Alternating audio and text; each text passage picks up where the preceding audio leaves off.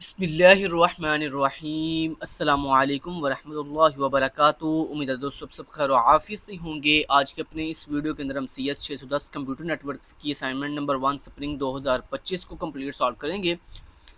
Due date इसकी जो है वो 5 मई 2025 है। टोटल मार्क्स इसके जो है 20 हैं। थ्योरेटिकल असाइनमेंट है। अगर आपने पेड में करवानी हो तो आप हमसे कॉन्टैक्ट कर सकते हैं। नीचे वीडियो के डिस्क्रिप्शन के अंदर आपको पेड के तमाम रूल्स भी दिए गए हैं और साथ साथ मेरा नंबर और मेरे टीम मेंबर्स का नंबर दिए गए हैं।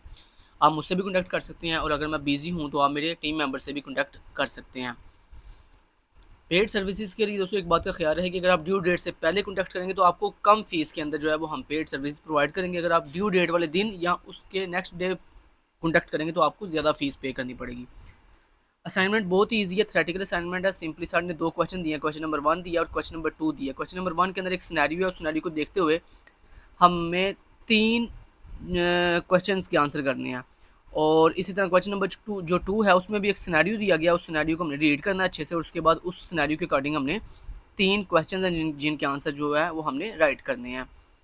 तो मैं आपको आंसर दिखा देता हूँ। अच्छा, आंसर आपने कहाँ राइट करने हैं? MS वर्ड की फाइल पे। तो इस तरह मेरी तरह आपने ये देखिए मैंने एक न्यू MS वर्ड की फाइल रेडी की, ओपन की और आपने भी इस तरह एक न्यू MS वर्ड की फाइल बना लेनी है और उसके ऊपर ये पूरा सोल्यूशन सॉल्व करके आपने इसी MS वर्ड की फाइल को LMS पे सबमिट करवा देना है। अब यहाँ पर जो क्वेश्चन नंबर 1 था उसके सिनेरियो को हमने रीड किया और रीड करने के बाद हमने उसके 3 जूज यानी 3 पोर्शन यानी 3 क्वेश्चन के आंसर करने हैं। तो पहला क्वेश्चन था what would be causing the high collision rate in this setup. कहता है ये जो सेटअप आपको सिनेरियो के अंदर बताया गया है इसके अंदर हाई कोलिजन रेट क्यों है, उसकी वजह क्या है। तो उसकी वजह हमने यहाँ बताई कि सबसे पहली वजह ये थी कि the network is using a hub, कि जो नेटवर्क है उसने हब यूज़ की हुई है जिसकी वजह से हाई कोलिजन रेट है।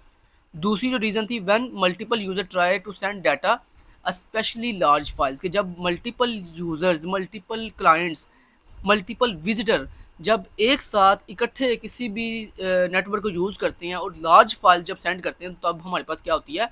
कोलिजन अकर होती है। उसके बाद तीसरी उसने रीज़न बताई है वो है जी more users and heavier traffic easy transferring large files increase the chance of collision, कि जब हमारे पास मोर यूज़र्स हों या फिर हैवियर ट्रैफिक हो तब भी हमारे पास जो है कोलिजन जो है इंक्रीज होने के चांस होते हैं। तो ये आपके फर्स्ट क्वेश्चन का जो है वो आंसर है। 3 पॉइंट्स के अंदर मैंने लिखा हुआ है। आप इसको अपनी वर्डिंग में भी लिख सकते हो। सेम यही आप क्वेश्चन चाहे लिखा हो लेकिन इसमें थोड़ी सी अपनी वर्डिंग यूज़ कर लीजिएगा। ठीक हो गया। तो ये आपके क्वेश्चन नंबर 1 का जो है वो आंसर हो गया। तो उम्मीद है वीडियो पॉज करके आपने नोट कर दिया होगा। नेक्स्ट चलते हैं। मैं सिर्फ टू द पॉइंट बात करूंगा, बाकी थ्योरी है वो आप खुद भी लिख सकते हैं। दूसरा जो क्वेश्चन है वो है जी why might frames be getting drop due to unknown types. कहता है जो हमारे हम जब फ्रेम सेंड करते हैं, आपको पता है जब हम डाटा सेंड करते हैं तो डाटा फ्रेम्स की फॉर्म में जो है वो सेंड होता है नेटवर्क के ऊपर। तो कहता है उसके अंदर ड्रॉप्स क्यों होती हैं हमारी फ्रेम्स जो हैं। तो उसकी उसने वजह बताई। कहता है frames can be dropped if they contain protocol types. कहता है अगर वो रखते हों protocol types that the receiving devices और रिसीविंग डिवाइसेज और नेटवर्क इक्विपमेंट, या उनके अंदर कोई नेटवर्क इक्विपमेंट ऐसा हो लाइक द स्निफर और ओल्ड नेटवर्क कार्ड्स यूज़ किए गए हो। तो कहता डू नॉट रिकॉग्नाइज्ड, जो कि वेरीफाई नहीं है नेटवर्क से, क्या है? वेरीफाई नहीं है। तो कहता है ऐसी डिवाइस जो कि नेटवर्क से वेरीफाई ना हो या ओल्ड नेटवर्क कार्ड्स हों तो कहता है तब हमारे जो फ्रेम्स होते हैं वो क्या हो रहे होते हैं? ड्रॉप्ड हो रहे होते हैं। इसकी पॉसिबल कुछ रीजंस हैं। कहता है उसकी रीज़न, पहली रीज़न है मिसकॉन्फिगर्ड डिवाइसेस, कि जब आपकी जो डिवाइसेस हैं वो मिसकॉन्फिगर्ड होती हैं। दूसरी इसकी जो ऑप्शन है वो है जी, दूसरा जो इसका रीज़न है वो है जी करप्ट फ्रेम्स, कि आपके जो फ्रेम्स हैं वो करप्ट हैं। और तीसरा जो उसने बताया वो है जी अनस्पोर्टेड प्रोटोकॉल्स, के जो आपने प्रोटोकॉल यूटिलाइज कर रहे हो, यूज़ कर रहे हो, वो क्या है जी? अनस्पोर्टेड है, वो सपोर्ट नहीं करते आपके इन फ्रेम्स को। तो ये उसने रीजन बताई हैं। तो ये आपका क्वेश्चन नंबर 2 का आंसर था। उम्मीद है आपने नोट डाउन कर लिया होगा। बाकी आप इसमें थोड़ी सी अपनी वर्डिंग भी यूज़ कर सकते हैं।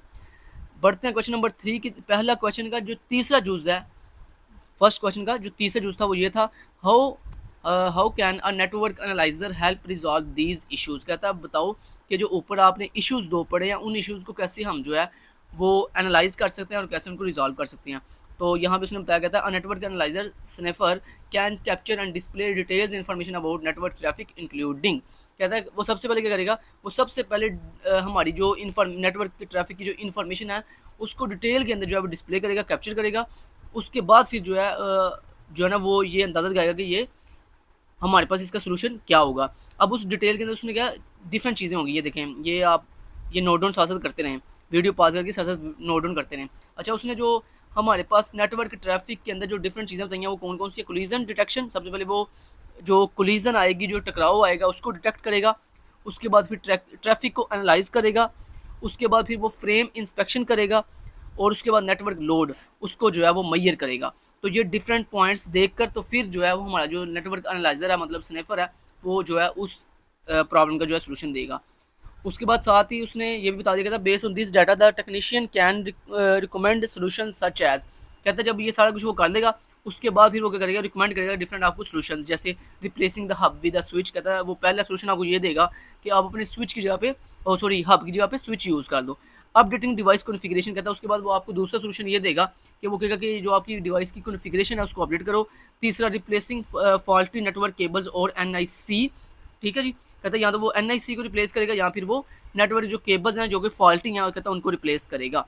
तो ये आपका जो सोल्यूशन था, तो ये उसने बता दिया। पॉइंट नंबर 3 का ये पूरा जो है वो आंसर हो गया कि पहले उसने एनालाइज किया चीज़ों को, डिफरेंट चीज़ों को, फिर उसने उसके बाद उसका सोल्यूशन बता दिया। तो ये यहाँ तक आपका जो है जूस नंबर 3 का सोल्यूशन कंप्लीट हो गया। नेक्स्ट हमारे पास था क्वेश्चन नंबर 2। तो क्वेश्चन नंबर 2 के आगे फिर 3 जूस के आंसर हमने करने हैं। तो पहला जूस था which Ethernet topology would you recommend for this setup and why. कहता है ये जो सेटअप जो आपको क्वेश्चन नंबर 2 के अंदर सिनेरियो दिया गया, कहता है उस सिनेरियो को देखते हुए आप कौन से ईथरनेट टोपोलॉजी जो है वो रिकमेंड करोगे इस सेटअप के लिए। तो मैंने कहा मैं जो रिकमेंड करूँगा, I recommended using 10 ethernet with hubs for this office setup. कि हम जो है इसके लिए बेस्ट जो ऑप्शन है वो क्या है, 10 ईथरनेट विद हब्स जो है वो बेस्ट इसके लिए, इस टोपोलॉजी के लिए बेस्ट रहेगा।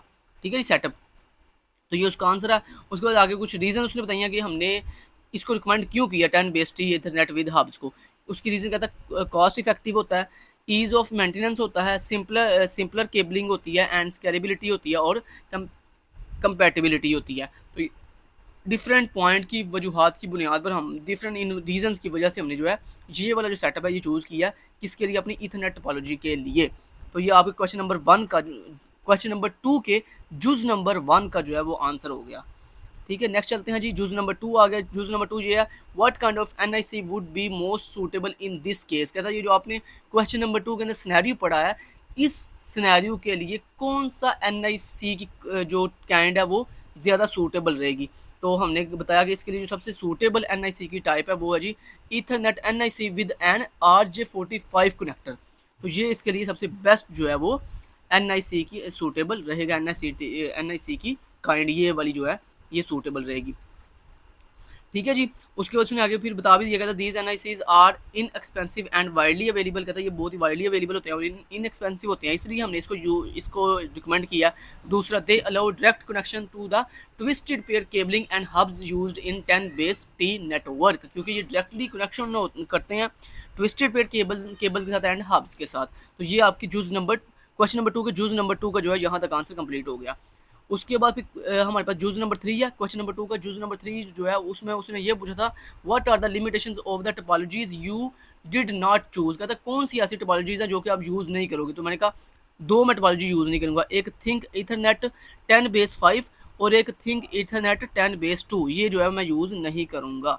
ठीक है, ये 2 टोपोलॉजी का मैंने बता दिया कि ये जो है मैं 2 टोपोलॉजी यूज़ नहीं करूँगा। अब ये दोनों टोपोलॉजी मैंने क्यों यूज़ नहीं करनी, आगे उसने उसकी लिमिटेशन बताई है, क्योंकि इनकी लिमिटेशन ये लिखी हुई है आगे कि क्योंकि थिंक ईथरनेट 10 बेस 5 जो है वो बहुत ही एक्सपेंसिव होता है, बल्कि केबल्स हैं and difficult to install and maintenance है। तो ये डिफरेंट उसकी लिमिटेशंस हैं, इसलिए हम जो है इस टोपोलॉजी का इस्तेमाल नहीं करेंगे क्वेश्चन नंबर 2 के सिनेरियो के हवाले से। और उसके बाद जो दूसरी हम है वो है थिंक ईथरनेट 10 बेस 2। तो इसका इस्तेमाल भी क्यों नहीं करेंगे, क्योंकि ये आगे उसकी लिमिटेशंस लिखी हुई हैं, तो इन लिमिटेशन को आप नोट डाउन कर दें। तो मैं उम्मीद करता हूँ दोस्तों आपको कंप्लीट असाइनमेंट की समझ आ गई होगी। मैंने डिटेल से आपको ये थ्रेटिकल असाइनमेंट थी, लेकिन मैंने आपको कंप्लीट डिटेल से समझा दी है। तो मैं उम्मीद करता हूँ कि आपको अच्छे समझ आई होगी। तो पेड के लिए अगर करवाना हो तो पेड के लिए आप कॉन्टैक्ट कर सकते हैं। हाँ, टाइम शॉर्ट होने की वजह से मैं बहुत सी वीडियोस के असाइनमेंट सोल्यूशन जो है वो यूट्यूब पे अपलोड नहीं कर पाता, लेकिन पेड के अंदर तमाम असाइनमेंट्स क्विज GDBs की सर्विसेज हमारे पास अवेलेबल है, आप हमसे कॉन्टैक्ट कर सकते हैं। Thank you so much till then guys, take care, Allah हाफिज़।